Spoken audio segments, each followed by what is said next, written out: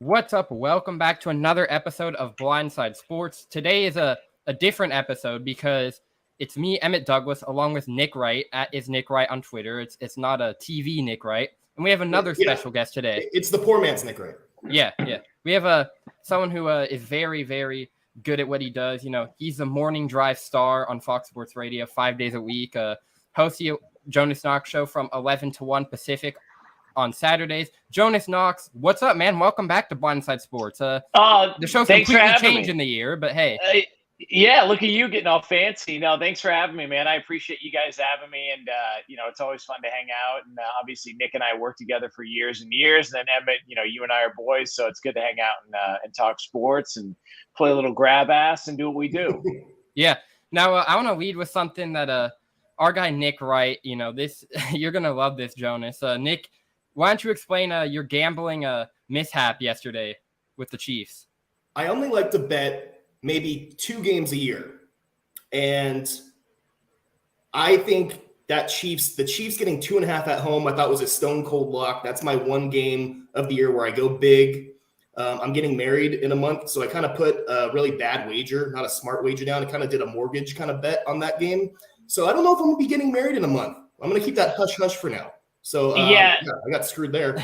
Yeah, you got to be careful with that stuff, and you got to kind of keep that away from everybody involved. So when they ask you, like, hey, what is this? What is DraftKings? And you can just be like, oh, well, it's where you can put in bids to have the best floral arrangement at the wedding. And so, like, you got to be able to spin the lie in a direction that's not going to get you in trouble. But I was with you, man. I had the Chiefs getting points at home too. Patrick Mahomes has never been a home underdog ever. And so to see how he performed as an underdog in other games, to me, the value was too good. I don't regret the bet. If they presented that tomorrow, even knowing the Bills won the game, I would still take that bet. Yeah, it was safe because, like, me and Nick were talking on Friday doing this show. Is the Chiefs homes the Chiefs at Arrowhead, the Chiefs fans, they're crazy. They're very active, and especially against a Bills team. I mean, that's a very good matchup. I mean, it's a matchup similar to what happened in the playoffs, even though there was barely any offense compared to what we saw last year. But it was still a good game. Came down to the end, and then Mahomes threw that pick, which was just like, wow. I mean, I remember Nick's tweet right after that was like Vegas.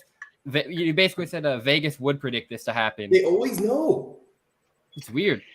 Yeah, listen, that's why they, if you ever walk around Vegas and go, man, everything's so nice out here. Like, where'd they get the idea to build this fountain? Well, who cares about the idea? Where'd they get the cash? Well, they got it from you. Every time you go there and you see a brand new restaurant or a brand new hotel and casino going up, just understand, we built that. All right. That's not them. They can get all the credit they want. We're the ones that build it with our bad gambling, and we've been doing it for years.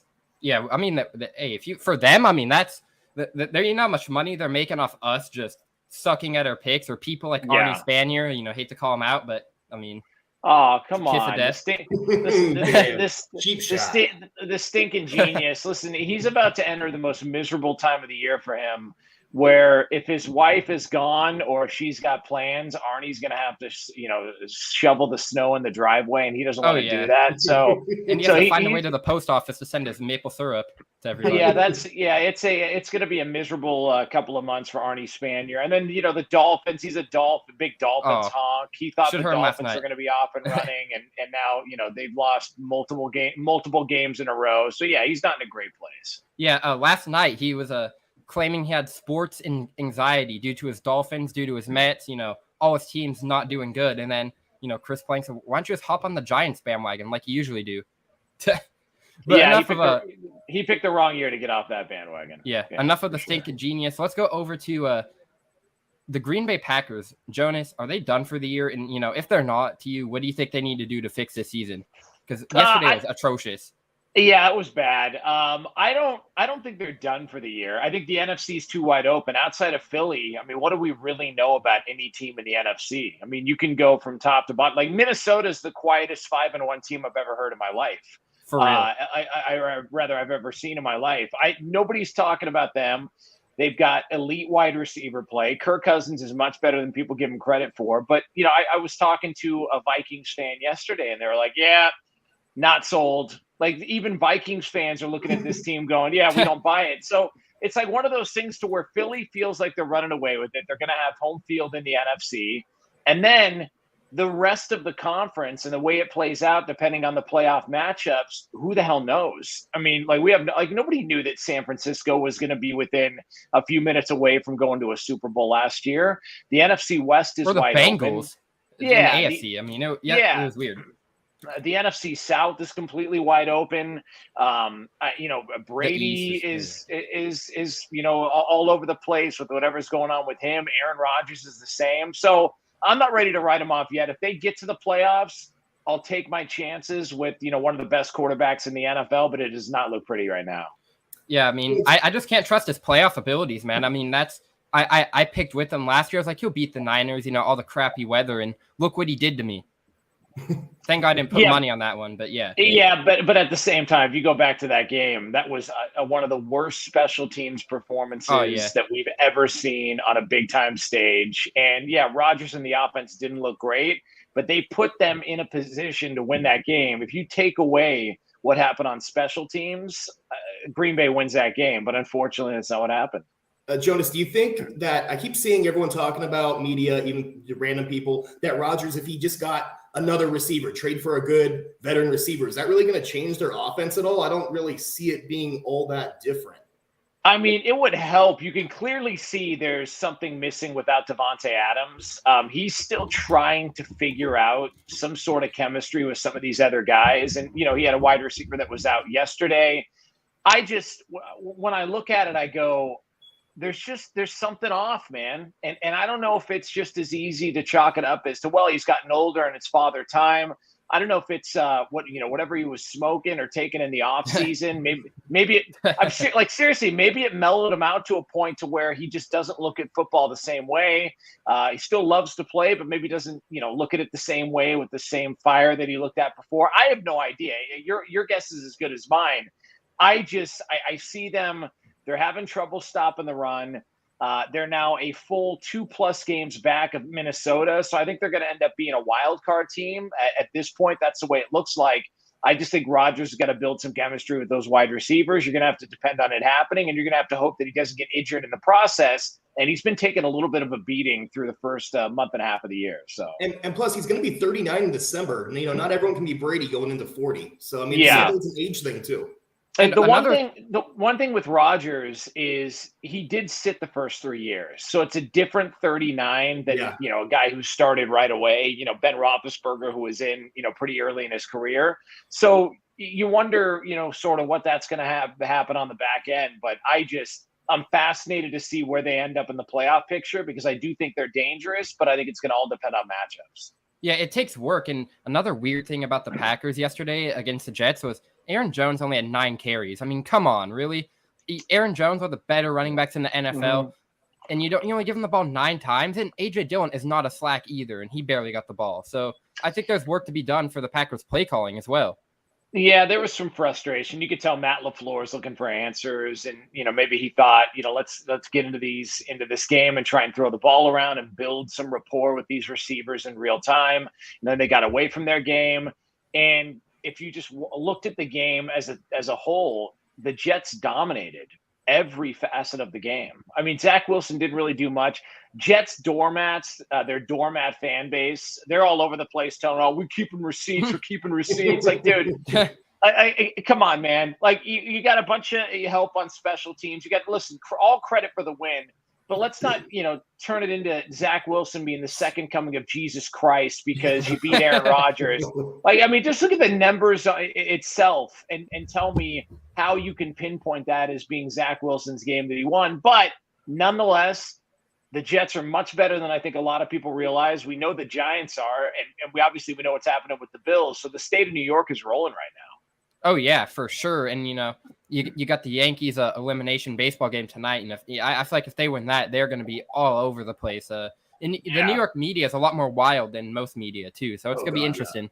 Yeah. Well, yeah, it's the media. It's the fans. I mean, look at Philadelphia fans right now. You got the Phillies into the NLCS. You got the Eagles undefeated. The 76ers have promise. Yeah, the 76ers have promised. The unfortunate thing is that the Flyers season is underway and off and running, and they are projected to possibly be one of the worst teams in the league. So you just kind of dismiss all that. That's like, that's like the one, drunk uncle. You go, yeah, listen, like just like whatever he says, just kind of nod and do it. Like that's where the Flyers feel like they're at. But outside of that, the city of Philadelphia is rolling. New York's excited. Game 5 elimination game.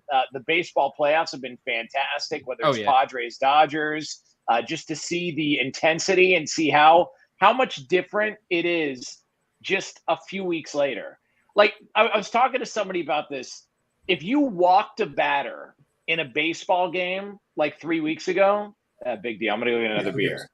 If you walk a batter in a baseball game over the next several days, everybody goes into a state of panic. Like you're allowed to run around and say, "Oh my God, what does this do to the bullpen? What about this lefty-righty matchup? What do we got?" It's a completely different sport. And so when I watch it, I feel for these fan bases, whether it's the Yankees, the Cleveland fan base coming up later. And listen, Cleveland's got enough to worry about. Whatever the hell you call that yesterday, where they got zapped by Bailey Zappi and company. Like you see these fan bases, and they're biting into a towel. They're asking for another beer because they don't know what to do with their emotions. I feel for them because that's a baseball playoffs. That's why it's so much fun. Yeah, and how about the everyone's like, why are you guys talking baseball playoffs? But hey, it's cool. But the Mariners Astros, my Mariners on Saturday, 18 innings. You basically, if you're at that game, which would have been crazy, you got 2 for the price of 1. But I feel like being there for 6.5 hours would just stink. Not gonna lie. I can't even do 9 innings. I can't sit through a 9-inning game anymore. I can't. Kudos to those fans for doing 18. That's absolutely crazy. They were loud the whole time too. See, Emmett, here in Southern California, we don't do full baseball games because of traffic. So it's just not happening. And for everybody that says, late arriving crowd, you guys don't care about your sports teams. Hey, kiss my ass. Why don't you sit on the 405 or the 5 freeway at 4 in the afternoon or 5 in the afternoon trying to get to a baseball game? It is a nightmare situation. It'll take you hours upon hours. One fender bender will set you back another 45 minutes. It's a disaster. There's always construction going on. So I don't want to hear anything. So sitting through a full baseball game, not happening probably if you're in Southern California. Yeah. I will happily leave. I will happily leave in the 7th inning, Angels or Dodgers game. I don't need to prove my fandom to anybody. I'm beating that 2-hour traffic ride home. 2 hours really better. And if something historic happens in the 9th inning, oh my God, you missed it. I didn't miss anything. All right. You know what I missed? I missed traffic. I missed trying to get out of Dodger Stadium where it feels like every single car in the parking lot's going through the same exit. All right. That's what I missed. So I'm good here. But we'll watch the highlights when we get home, or you can just lie and say you stayed for the full game anyways. You didn't miss history. It's called the radio. Play it on the car ride home through your car. I mean, come on. You listen to it. You didn't see it. That's what I do all the time. So it's not that big of a difference. Oh, come on. Come on, man. Why don't we go over? How dare you? Wow. Hey, it had to be said. I'm trying to make it easier for these fans who have to rip on us for trying to avoid traffic. Especially, I feel, but there's people like Ben Maller who go to a Dodger game and then do the show after. He has no choice but to leave early. All right. Yeah, Ben Maller does the show after the game. Yeah, it depends on when the game ends. Although his show starts at 11 o'clock Pacific time. Yeah, he's got to leave early. That's just you just kind of all that for sure. Yeah, it is what it is. Yeah. Yeah. Look at him. He beats the traffic. But yeah, I mean, Ben Maller probably has a very interesting parking lot because he doesn't like to pay for it. So who knows how long he has to walk? I mean, you have to consider that factor as well. I'm sure he's got media pass and credentials. Listen, Ben is fully prepared. He knows what's going on. He can figure it out. He's good. Yeah, for sure. We're the hardest working men in radio. You and Ben Maller. I mean, the 11 to 6 a.m. block Pacific is filled with very hardworking hosts. All right, dude, this ain't work. I mean, like that. Like I appreciate it, but you have to wake up at like 1. Yeah, but I mean, I would rather I just made a choice a long time ago. I had this. I call it the 5-2-2-5 theory, and I made this decision a long time ago, and I said I would rather, because the problem is when you first get into radio, and Nick knows this, and in radio the pay's not great, and so when you first get in, you're really struggling And so you'll see some of your other friends that are working in other careers and doing other things, and they make a lot more money than you, but their job's not as fun. They don't enjoy it as much as we do because we get to watch sports, talk sports, have fun, goof around, especially at Fox Sports Radio. It's such a great atmosphere, and it's not one of these buttoned up, got to do this. There's no dress code. You can kind of do whatever you want. And so one of the things that I decided a long time ago, because I had one of those jobs that I hated. And it was like, why am I doing this? I'm miserable 5 days a week just so I can enjoy my 2 days off on the weekend and have a little bit more extra money. And I just thought, man, why don't I just flip that? I'd rather be happy 5 days a week and maybe not as happy the other 2 days a week because the money's not there. And that's just the way that I chose to go down this path. I refused to work in a career that I wasn't going to enjoy going into, because if you're spending majority of your time at work, shouldn't you want to enjoy it? Shouldn't you want to have fun? And I think that just was the approach that worked for me. So I appreciate the compliment, but I've never viewed it as work. It's always just been fun and just the opportunity to get to do it. I really have always been truly grateful of. So, yeah. Emmett Douglas, Nick Wright, Jonas Knox here on Blindside Sports. More NFL topics here. Yesterday the New York Giants advanced to 5-1, but a lot of people are saying it's Fugazi, as Rob Parker would say. Jonas, do you think it's real? Are the Giants for real, or are they Fugazi? They're as real as anybody else in the NFC outside of Philly. I mean, they've beaten really good teams, and yeah, they've gotten some breaks to go their way and some bounces to go their way. I mean, Coach of the Year is done. People can try and sell me on Nick Sirianni all they want. Brian Daboll is Coach of the Year, and it ain't even close. That is a completely different team than what they were a year ago, 2 years ago. He's completely changed the culture, or whatever you want to call it there. Daniel Jones is playing serviceable football. He's not turning the ball over, which has been problematic throughout the course of his career. Saquon Barkley looks like the Saquon Barkley they drafted years ago. Better. He's awesome. And just to see the way they've rallied around this new approach. You go back to that game week 1 of the season where they go for it on 2. He gets the nickname Day Balls because he's going for it on 2 to win the game. And then Tennessee misses that kick, and they've just been off and running. And when you look at just their one loss, it was against Dallas. And look, Dallas is a good football team. Cooper Rush came in. He landed the plane. He did just enough. That roster was always good. I think the Giants are as real as anybody else. I mean, the one team in that division that is you can't even consider a threat or anybody to even mention would be Washington. And now their starting quarterback's got a broken finger, so they've got their own. Yeah. So I listen. The Giants are a fun story. And if you grew up watching football like I did in the late 80s, early 90s, the Giants being good was the NFL. Like when the Giants were good, it just the league felt different. That fan base, it's infection. They're a national brand, and so to see them, doing what they're doing with Brian Daboll, I think it's awesome. But Jonas, don't you think? I mean, I just feel like Daniel Jones is going to turn back into Daniel Jones. I just don't think this is sustainable. Daboll is getting everything he possibly squeeze out of him. I just don't. They just seem a little fake to me. I know it doesn't look like it right now. They got a huge break. I mean, there was Daniel Jones threw a pick in the end zone, and it ended up being a holding call going back. I just think they caught some breaks. I don't think it's sustainable. Especially yesterday when Lamar threw that pick. Yeah, it's they've gotten some things to bounce their way, no doubt about it. And you look around the league, there's the Jets have gotten some things to go their way. There's always a team or two that ends up getting some breaks that once they get to the postseason, they get a little bit exposed, for lack of a better term. And maybe the Giants are going to be that team. But listen, I mean, you play the games you're supposed to play. Themselves in position to win these games. It's clear they don't believe Daniel Jones is the future there at quarterback, because if they did, they would have picked up his 5th-year option. Who knows what the plan is after this? Do they put a franchise on him? Do they give him, a smaller deal to try and bring him back for a couple of years and then, maybe draft a quarterback to groom him? Who knows? But as it stands right now, based on where this organization has been, if you go through their record over the past, I want to say since their last Super Bowl, I believe I've got this correct. They've made the playoffs one time. It was that boat pick game where they all took pictures on the boats in their Timberlands. Yeah, and they lost. They lost at Green Bay, and Odell Beckham Jr. had to wear it because he didn't play well in that game. Outside of that season, they've been record-wise maybe, and I want to say they're top 2, if not number 1, the worst team in the NFL over the past several years. I mean, it's been awful, and this is a proud franchise. And so, I'm with you. I don't believe they're a Super Bowl contender.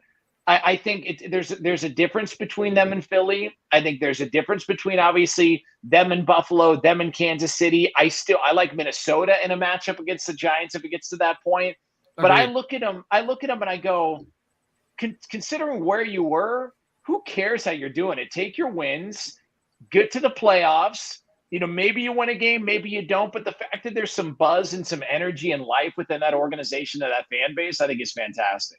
Yeah, and you said it. Nobody expected the NFC East to be this poppin'. I mean, I wasn't really high on the Cowboys. I picked the Eagles to win it, the Cowboys to be a close second, and then I didn't really expect the Giants or the Commanders to do anything. But we have a 6-0 team, a 5-1 team, and a 4-2 team in the same division. I mean, it's anyone's division. I mean, the Eagles could drop a couple, and the Cowboys could get hot when Dak Prescott comes back, and then it could be the Cowboys division. The Giants could drop a couple, and the Cowboys could win a couple. Like, it's Week 6. It's the division is very, very, very close. I mean, the Eagles are the clear favorite, but I think this I still had some questions on the Eagles, but yesterday against that Cowboys defense, that was what proved it for me. The Eagles are there for sure. I was really high on them, but now I have no doubts. The Eagles are the favorite in that NFC at this time, and I think it's going to stay that way. Jalen Hurts had a great game for having, Micah Parsons rocks people, and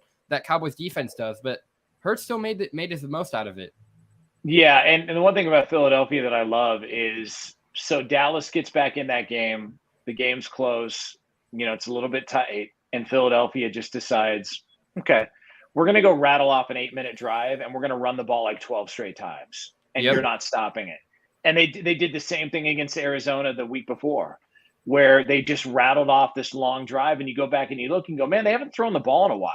And I don't think that's a knock on Jalen Hurts. I love Jalen Hurts. I love his story. I was a fan of him coming in, seeing what he did in college. Yeah, good dude. And so I'm a fan of him. And the fact that he's put himself in line to get a monster contract, I think is awesome. I just love the approach, because in this day and age where it's throw the ball offense, 7-on-7 tournaments, got to be a wide receiver, throw it to the fact that you got Philadelphia who says, okay, game on the line, got to prove a point. We're running it 12 straight times and you're not stopping it, I think is great. It adds a different flavor to the league. So Philadelphia has been great to watch as well too. I agree. Yeah. Go ahead, Emmett. Real quick, what's up with the Eagles dominating the second quarter? Have you guys noticed that? They always just go crazy in the second quarter. Yeah, I don't know, man. They're just a good football team. If you look at their roster, they've been built well. And one of the things I remember talking to somebody who covered the Eagles, I think it was Adam Kaplan, who's very, he does a podcast on the Eagles, and he's been covering the NFL for a long time. One of the things that Kaplan said that I kind of scoffed at the time was when, they got rid of, they're moving on from Carson Wentz. And then they're saying goodbye to, their coach and their assistants, and they're kind of shuffling it. Doug Peterson's out. They're kind of shuffling all these guys back in. And it was like, okay, they're not very good. It's clear the Carson Wentz era isn't working. And they've got Jalen Hurts, who they drafted in the second round, that we're not really sure about. So obviously this is a rebuild. And one of the things that Kaplan said was they refuse to use the word rebuild. They don't look at it like that. He said, whatever we think this is, they're not calling it a rebuild. And I scoffed at it. I said, okay, that's like, that's like your buddy telling you, well, whatever, man, my wife's not having an affair. Oh, she's not? Because I'm pretty sure I just saw her at happy hour with somebody else. But okay, listen, you don't want to call that an affair. You want to say they're just getting a drink. That's fine. I'll play your game. Whatever makes you happy, right? Yeah. Here we are 2 years later. And Philadelphia is the best team in the league record-wise. And so they knew that they weren't as far off as everybody else. And give them credit, man. They figured this thing out. Nick Sirianni was brought in to be a quote-unquote stopgap coach in the minds of a lot of people. they've rallied around him just like the Giants have rallied around Brian Daboll, and they're off and running. Sirianni is such a good coach. So good. Yeah, it looks good, man. Looks really good. Jonas, I got one more for you. We know you got to run soon. Tonight, Monday Night Football. Go Broncos!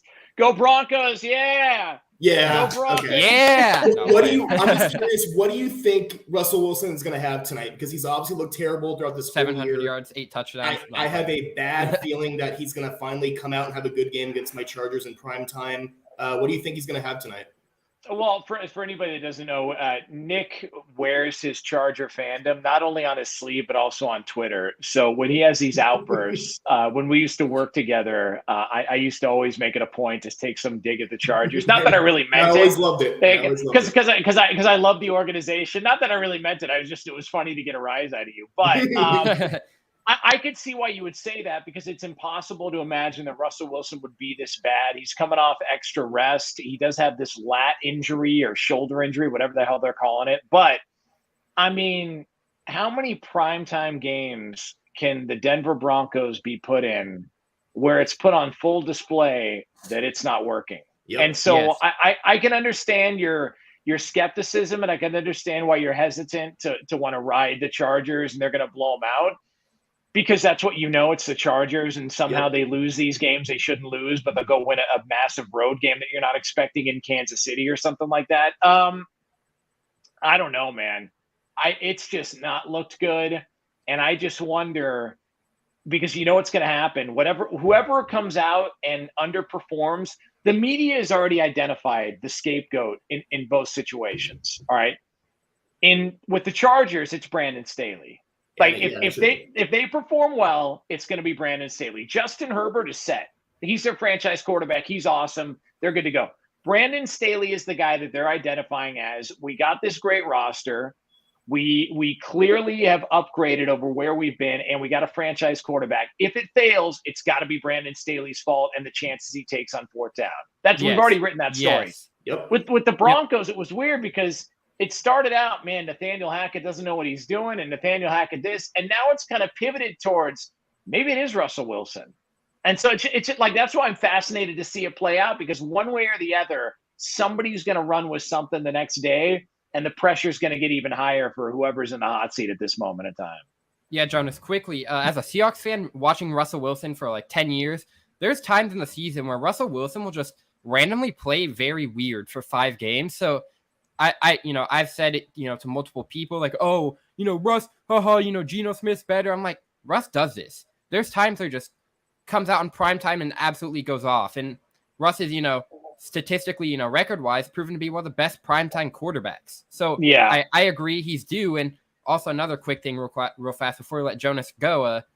Apparently, before week 10, you can only flex 2 games. So to the people who are complaining about all these bad primetime games, you got to wait till week 10 unless you want to waste 2 flexible games, which it could happen for Steelers Dolphins. You don't know, but just thought I'd put that in there with all the people complaining about the Broncos. Listen, people complaining about primetime games. Get a life. All right, go do something else. Why don't you go do your laundry? We could be watching hockey or something. Go do your laundry. Go do something. Go read a book. Like go do what geeks do. Like go hang out with the geeks. Like if you don't want to watch football because it's not entertaining enough, like I said this on the air on Saturday, you got options. Grow up and start gambling. All right, play fantasy football. Hey, start drinking. Remember the pandemic? Hey, what do we do on a Wednesday night when everything's shut down? Is the liquor store open? Yeah, that'll do. And they figured it out. Like it's just this idea that oh my God, they got to fix prime. Man, go watch something else then. All right, I'm good with it. It's fine for me. The beauty of technology is, hey, if you gotta clean your kitchen, there's something called your iPhone and earbuds. Put it in. Listen to the game while you do your stuff. Like if it's that boring, do something and listen to it. It's not that hard. Go watch a Kardashians rerun. Go watch, go do something else, man. Like leave it to the people that actually want to watch it and aren't going to bitch and moan because God forbid there's not 50 points on both sides of the scoreboard. Come on, man.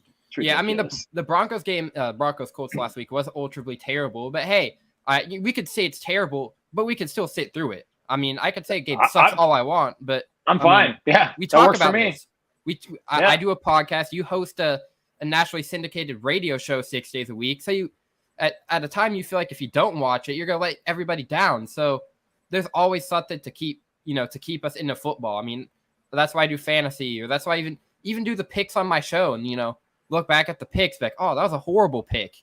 Or, oh, that I did great. Like there's so much beauty about sports. Jonas Knox at the Jonas Knox. Thanks for coming on, man. I really appreciate you, man. Thanks, doing a great job over there. Oh, no, anytime, guys. I appreciate you having me. It's an honor to be on with you and talk shop and see Nick again and hang out with you, it's great to see you again, man. So, listen, so this is always fun, and I appreciate you guys even asking me. I'm honored, so it's always fun to hang out. Yeah, and I hope Roberto's doing better after his Twitter meltdown. Speaking of Twitter meltdowns. He'll be all right. He's gonna be all right. Yeah. I mean, with this, it's gonna be bad for Roberto. Raiders, Lakers, Dodgers. He might be feeling it. He might be feeling it. Yeah, it's okay. He'll get it together. I got faith in him. He said on Ben's show he expects 60 wins. So you can use that against him. I don't know if you heard that. It was like 34th hour on Friday. Yeah, have fun with that, dude. Right. Ricky said 61. So yeah, all right. They're just Laker fans. Is that is that between 2 seasons or just this year? That's what I thought. I asked them how many wins this year on the air, and they said 60 and 61. So Laker apologists, right? Yeah, I don't know about that, man. But they might, Jonas, I'm a big Laker fan, as you know. I think it's going to be maybe a play-in game, like maybe. Yep, maybe. Yeah, it's just like I don't know who they overtake in the West. Like the West is stacked, man. Like and everybody's younger than them. I don't see it happening, but who knows? Crazier things have happened, so we'll see. Yep, that's good. Jonas, thanks for hopping on. Nick, you awesome. Do some little bit of a week 6 takeaways, or you got to go 2? Oh no, we can do some more. All right, Jonas, man, thanks for coming on. Go show Jonas some love on 2 Pros and a Cup of Joe, 3 to 6 Pacific, 6 to 9 a.m. Eastern time, or on the anywhere you get your podcast, that being Apple, iHeart, Spotify, wherever. Just search 2 Pros and a Cup of Joe and download it. Show some love. Jonas is so great, man. Oh, thanks, Evan. I appreciate it, man. And again, I appreciate you guys even having me, and it's always a pleasure to hop on. So see, I gotta say, it's just not, for a morning show, you guys aren't just sports. I mean, I could show it to a non-sports loving, person, and they'd probably be, with you and LeVar and Brady just laughing. It's a great way to start the morning or for me end the night. I listen to Ben, but hey, thanks for putting on, Jonas. Go enjoy your time with your family. Appreciate it. See you guys. Enjoy the game. Take care. You too. All right, Nick. Now, how about this? You said this on Twitter yesterday. We're going to jump right into our takeaways real fast. We kind of went over the bigger stories of the week with Jonas, but the one thing we didn't cover, how about Bailey Zappi? And absolutely demolishing the Cleveland Browns. Zapka? Oh, no, Bailey Zappi, yes. I called him a Tom Zapka or Brady Zapka yesterday. I used a couple of those different variations talking to people. I mean, he looked great, man. Like, you have to wonder. I think there's more of a chance. I mean, that Browns defense, it's not bad. It's good. So you have to. I think this could be more something than Cooper Rush and Dak Prescott. I mean, 300 something yards and 3 tutties, and keeping it close against the Packers. Crazy. It's driving me crazy. First of all, I mean, I know but even last year, Mac Jones, I will always say he's not it. I think he's a terrible quarterback. Hit the first 3 games this year. Still showed that. I know it's only a second year, but do you remember last year? Like everyone says, well, he made the playoffs. No, Belichick made the playoffs. He was just along for the ride. Do you remember that game against Buffalo where they literally threw the ball twice and still won the game? That's all you need. That was super snowy weather, though. Are you talking about the Monday night game in December of last year? Yep. Yeah. And the thing is, too, I watched First Things First with the popular Nick Wright, and they have a guy. He's the biggest ball washer Patriots fan ever. His name's Kevin Wildes. Yeah. And he's literally just been on Mac Jones's nuts since he got drafted. And he still, even though Zappi blatantly looks better than Mac Jones, and he still thinks when Mac is good to go that he should come back in. If Zappi's playing like this and you're a Patriots fan and you want Mac Jones to come back in the game, you are on crack. That is crazy. So who do the Patriots have next week? The Bears on primetime. Bears on primetime. Oh, Bears. I mean, the Bears, I don't know. I mean, I don't know. I mean, Zappi's going off. We'll see. Yeah, we'll see. But, I mean, if he has one bad game, though, then all the Mac Jones stuff is coming back in full force. But I mean, the Patriots got to ride this wave right now while he's balling. They just have to. Yeah, Belichick won't put Mac in there. I mean, I guarantee Mac Jones is ready to go this weekend, but he's just gonna be like, nope, Zappy's got the hot hand right now. You got to roll. Hey, if he gets cold, I mean, and Mac's ready, put him in, right? I mean, if it comes out, that's what Belichick's gonna do. I mean, Bill Belichick, that's how they found Tom Brady's. Bledsoe got hurt, and I mean, the rest is history. Bledsoe took a nasty hit, and then now we have Tom Brady, one of the best to ever do it. And how about this, Nick? Speaking of Tom Brady, I wasn't even planning on bringing this up, but I don't know if you saw this headline yesterday. A couple people are talking about on Twitter, but Brady. So I believe it was Cameron Brate who got carted off the field. Oh yeah. And apparently Brady was throwing a football, and they had to tell him, "Bro, don't throw the ball." To you, look. What is that? Yeah, I agree, man. I love Brady, but that's bad. I get you're looking. I get you guys were looking like crap. I get it. But the injury cart, that means the injury isn't good. When a guy is getting carted off the field, you're the quarterback. You're supposed to be the leader. And did you see him? And speaking of being a leader, did you see him just railing tear apart the line? Yes. Man. Yeah. F-bombs and all that. I think J-Mac tweeted that out, and I saw that video. It was and crazy. It's just I feel bad because I just think his personal life is really starting to affect his on-field play. Yes. And it just kind of sucks to see. It really does. I mean, went to his boss's wedding on Saturday, which that's a nothing burger. That's not a big deal. I don't missing the practice. In the wedding space of things, and also going to divorce. Like his head is all sorts of screwed up. So I mean, I'm not right. I feel like once Brady gets over this, Brady could snap himself out of it. I think he's gonna be coming back better than ever. I feel like he's due for it, man. I don't know, man. That Bucks team has a lot of injuries. You've got a lot of injuries. I mean, the Niners too. Weren't they missing like 6 guys on their defense yesterday? I mean, I know, but still getting smoked. The Niners getting smoked by Atlanta like that. I mean, I get they had a lot of injuries, but damn, that was brutal. Yeah, I mean, the only good thing about that game was for any Niners fans is Brandon Ayuk. He saved my fantasy week because Devontae was on bye, and I was like, and Amon-Ra St. Brown was on bye. I'm like, I guess it's Brandon Ayuk. I was a little hesitant, but look, nope, I have 28 points. I'm smoking my fantasy league, by the way. I don't know about you, but I'm just I wake up in the morning like this excellent, like Ricky Bobby would say. I'm on a little bit of a losing streak, but I'm up right now, and I have Gerald Everett, and he has Austin Eckler, so I'm a little scared. I'm up by like 14. Yeah. But if Gerald Everett, if Herbert goes Superman like he's gonna have to, then Gerald Everett will have a good game. So I mean, it all hopefully it works. But how about Tariq Mullen for the Seahawks, who their rookie corner? How about that? Did you see this guy, Nick, yesterday? Actually, not gonna lie to you, I didn't. No, Picking a fumble against Kyler. He's 3 picks. I believe this is off the top of my head. 3 picks, like 2 fumbles this year for a rookie. All right. Yeah. I mean, and that's the thing, man. I get that the Cardinals are without D-Hop, but I don't think Kyler should be looking this bad. It's I know terrible. that he got into the playoffs and stuff. I mean, the ultimate thing is I don't trust the quarterback that I'm taller than. And I'm always going to feel that way. They list him at 5'10". There's no way he's 5'8" at best. I'm like 5'9". Yeah, so, I mean, he's not 5'9". There's no freaking way. So, I mean, I just don't think fun size QB, as Big Ben says. Yeah. I know Big Ben has no faith in him. And, I just don't either. I think it was he had a fluky little year. I think people figured him out. He can only run as much as he can. And, just throwing over those big offensive linemen when you're a short dude is just tougher than when you're 6'4", So it's just I just don't have faith in the Cardinals this year. I don't have faith in Kyler. I just don't. No, I knew someone who's a Cardinals fan, and they are one of the biggest Murray haters I know. It's like when the Cardinal fans are churning on him, then that's how you know it's bad. I mean, talk about a very premature contract.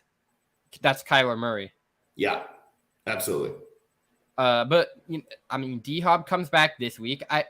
I think they're he's gonna look a little better, but I don't think he's gonna get back to Kyler from the beginning of last year, where he's just on a roll, unstoppable. He's but hey, 6 games, and then without D-Hop, then you have 1 game, and then Call of Duty comes out. It's the 28th of October, Nick. But yeah, if he has a bad game this week with D-Hop, then maybe it's not Call of Duty. Yeah, maybe just I mean, hey, but another. I got about one or two more here. I gotta hop off pretty soon.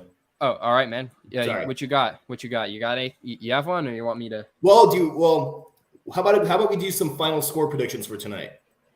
All right, bet. I'm down for that. What do you got? You go first. I'm very torn on this game. I think Russ is going to have his game. I think Justin Herbert is going to want to prove himself in this game, especially seeing if Russ starts to ball. If he's not prove himself. Sorry. Justin Herbert has been money in every primetime game he started, so I hope it continues. But this Denver defense is stout and it's underrated, and so I just have concern. Yeah. I mean, it's a very valid concern. But what I will say, though, is Jonas said it. This game is gonna it's gonna have to be Brandon Staley's coaching that comes through and wins this game. I mean, if he has any bonehead calls, it's gonna be costly. I think it's gonna be close. Yep. Probably within 3 points. I think Russell Wilson. If he has a bad game tonight on primetime again, tomorrow on all the national sports shows, he is getting torn apart. Yep, and that's why it's not. And that's why I think it's not going to happen. Edit. I'm gonna have you edit this eventually because I know this is going to come to fruition. It's the headlines tomorrow is going to be Russell Wilson. Oh, it was just his shoulder. He got surgery on his shoulder. That's what it was. As he lights up the Chargers, I already see that right now. I can just foresee in my future crystal ball right now, and it's going to be obnoxious. All right, are you? I'm gonna pick the Chargers, 31, Broncos, 28. Oh man, in my head, even though I have my doubts, I'm at a 9 out of 10 with the worry scale. I think Justin Herbert ends up pulling off this game. I got 28-27 Chargers. I think it's going to be a nail biter. Oh, wow. You think it's going to come down to like a bit? I mean, that's going to have to be a final touchdown? Yep. Yeah. Wow. That's very interesting. It's going to be I'm very hyped for this game. The two. Oh, I'm glad you are. I'm definitely not. What is it? It's about to be 3 o'clock. Yep. I think it's about to be drink o'clock for me in about an hour here. So. Yeah, I don't blame you. Oh man, that's watching the Seahawks always make me so nervous, and it was a lot worse knowing that like a couple years ago, we can make the playoffs. I mean, this year it's not very likely, so it's not as bad. But I definitely understand where you're coming from, especially with the Chargers. I mean, you guys like lose some of the weirdest games. Like I wouldn't be shocked if I was editing this tomorrow and I had to pull that clip of Russell, of you saying what people are going to be saying, and I'm sure it's going to be Twitter. Oh, it's just his shoulder. He's going to go out on that first drive and throw a touchdown, and people are going to say that. I guarantee it. Yep. All right. If you guys enjoyed this episode, Nick Wright at @isnickWright on Twitter, at EmmettNosey04, EMMITNOSEE and the number 04. Leave a like on the episode, comment, turn on your post notifications, sub to the channel. Have a good day. Enjoy this Monday Night Football. See ya. See ya, Emmett.